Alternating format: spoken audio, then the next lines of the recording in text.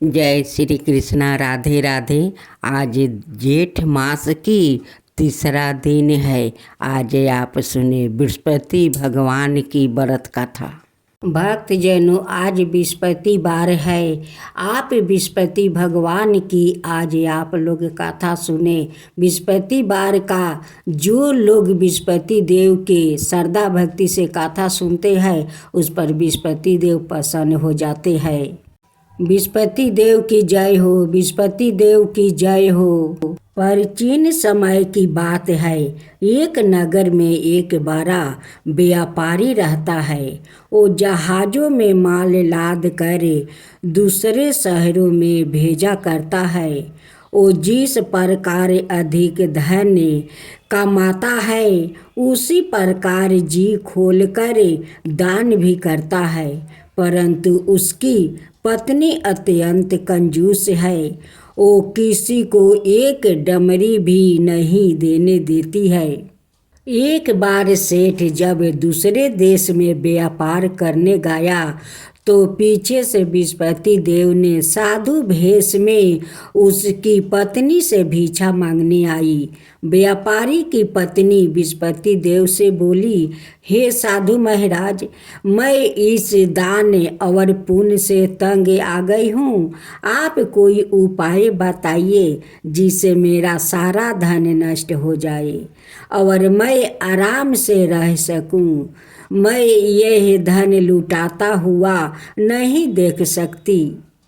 बृहस्पति देव ने कहा, हे देवी, तुम बड़ी विचित्र हो। संतान और धन से कोई दुखी होता है।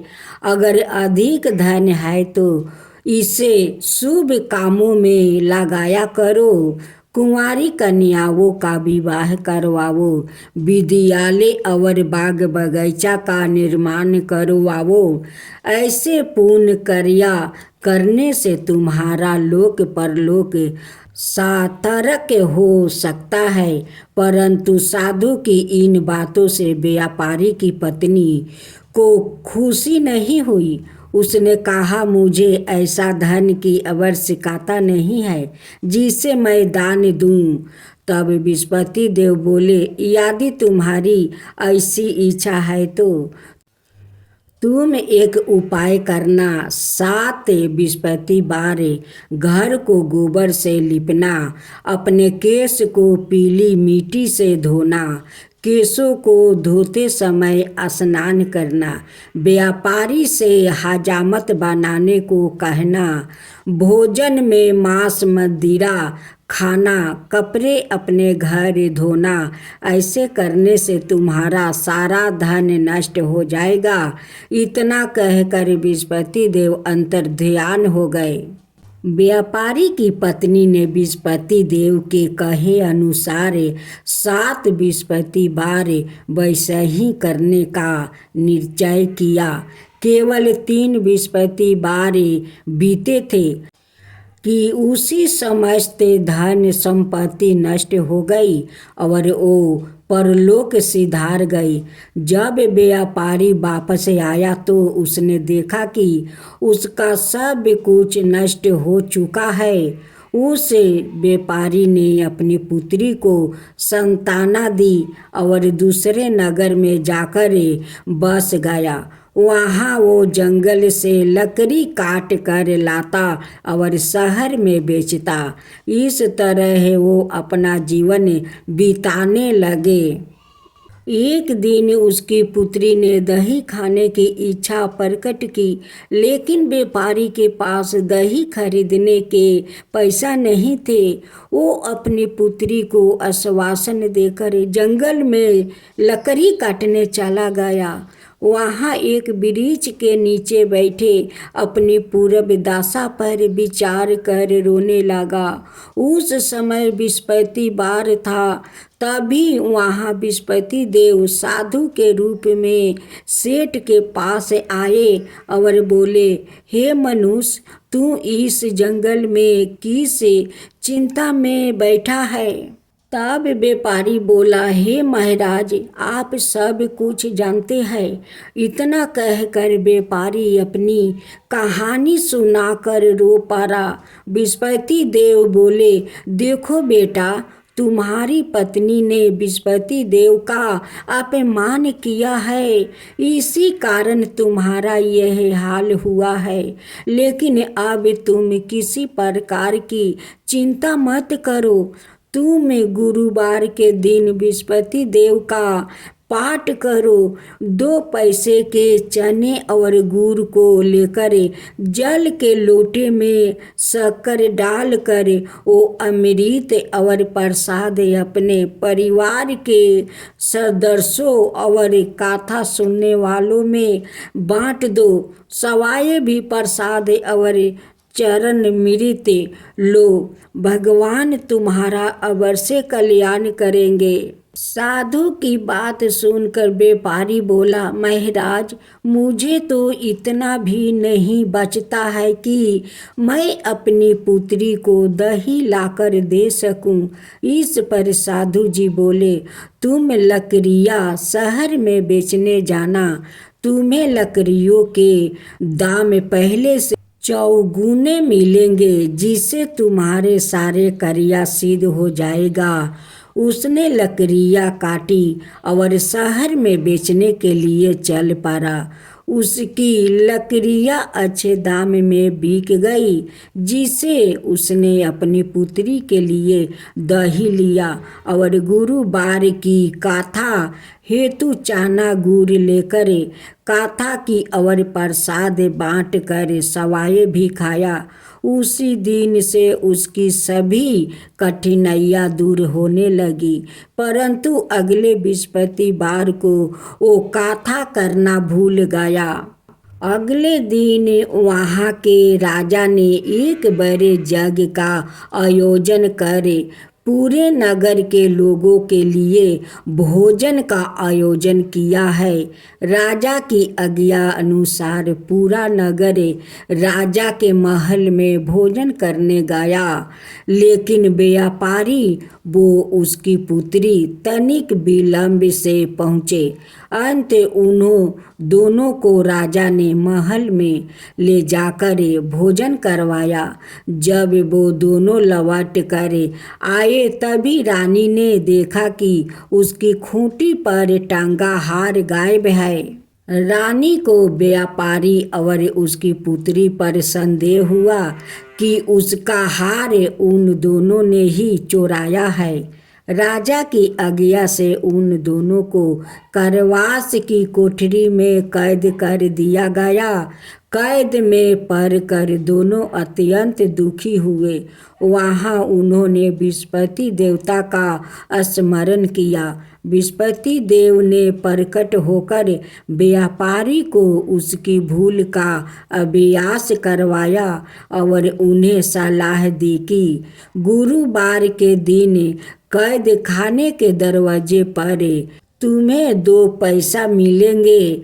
उनसे तुम चने और मुनका मंगवाकर विधि पूर्वक बृहस्पति देवता का पूजन करना। तुम्हारे सब दुख दूर हो जाएंगे। बृहस्पतिवार को कैद खाने के दरवाजे पर उन्हें 2 पैसे मिले। बाहर सड़क पर एक स्त्री जा रही थी। व्यापारी ने उसे बुलाकर गुड़ और चने लाने को कहा। इस पर वो स्त्री बोली, मैं अपनी बहू के लिए गहने लेने जा रही हूँ, मेरे पास समय नहीं है। इतना कहकर वो चली गई। थोड़ी देर बाद वहाँ से एक और स्त्री निकली। व्यापारी ने उसे बुलाकर कहा कि हे बहन, मुझे बृहस्पतिवार की कथा करानी है, तुम मुझे 2 पैसे का गुड़ चना ला दो। बृहस्पति देव का नाम सुनकर वो स्त्री बोली, भाई मैं तुम्हें अभी गुड़ चाना लाकर देती हूँ। मेरा एकलौता पुत्र मर गया है। मैं उनके लिए कफन लेने जा रही थी, लेकिन मैं पहले तुम्हारा काम करूँगी, उसके बाद अपने पुत्र के लिए कफन लाऊंगी। वो स्त्री बाजार से व्यापारी के लिए गुड़ चाना ले आई और सवाए भी बृहस्पति देव की गाथा सुनी। गाथा के समाप्त होने पर वो स्त्री कफन लेकर अपने घर गई। घर पर लोग उसके पुत्र की लाश को राम नाम सत्य है कहते हुए शमशान ले जाने की तैयारी कर रहे थे। स्त्री बोली, मुझे अपने बेटे का मुख देख लेने दो। अपने पुत्र का मुख देख कर उस स्त्री ने उसके मुंह में प्रसाद और चरना मृत डाल दिया। प्रसाद और चरना मृत के प्रभाव से वो पुनर्जीवित हो गया। पहली स्त्री जिसने बृहस्पति देव का निरादर किया था, वो जब अपने पुत्र के विवाह हेतु पुत्र वधू के लिए गहने लेकर लौटी और जैसे ही उसका पुत्र घोड़ी पर बैठकर निकला, वैसे ही घोड़ी ने ऐसी उछाल मारी कि वो घोड़ी से गिरकर मर गया। यह देख स्त्री रो रो कर बृहस्पति देव से क्षमा याचना करने लगी। उस स्त्री की मिनती से बृहस्पति देव साधु भेष में वहाँ पहुंचकर कहने लगे, देवी तुम्हें अधिक विलाप करने की आवश्यकता नहीं है। यह बृहस्पति देव का अनादर करने का कारण हुआ है। तुम वापस जाकर मेरे भक्त से क्षमा मांगकर कथा सुनो, तब ही तुम्हारी मनोकामना पूरी होगी।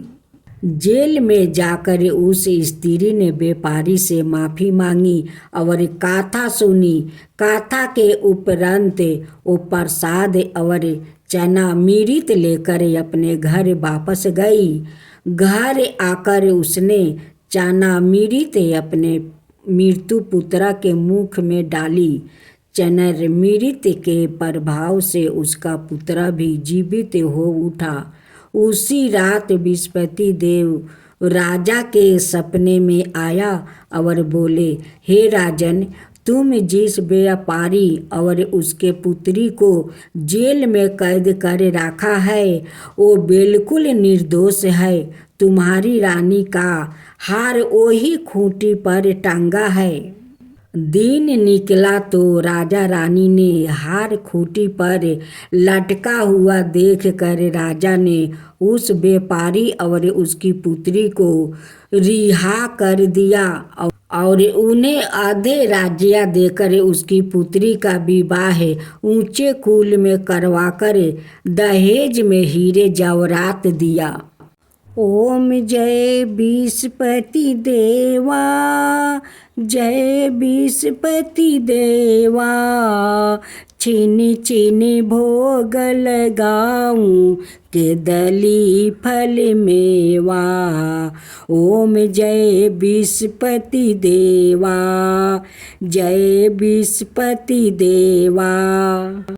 तुम पुराण परिमत माँ तुम अंतर्यामी, जगत पिता जगदीश्वर तुम ही सबके स्वामी।